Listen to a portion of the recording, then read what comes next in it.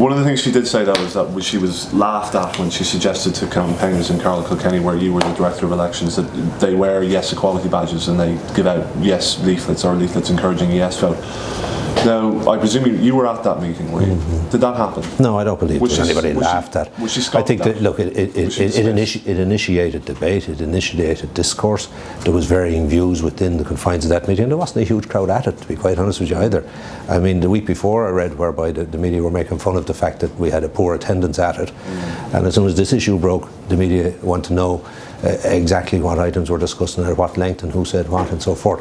But look, as I said to you earlier, 35% of the electorate voted against that referendum.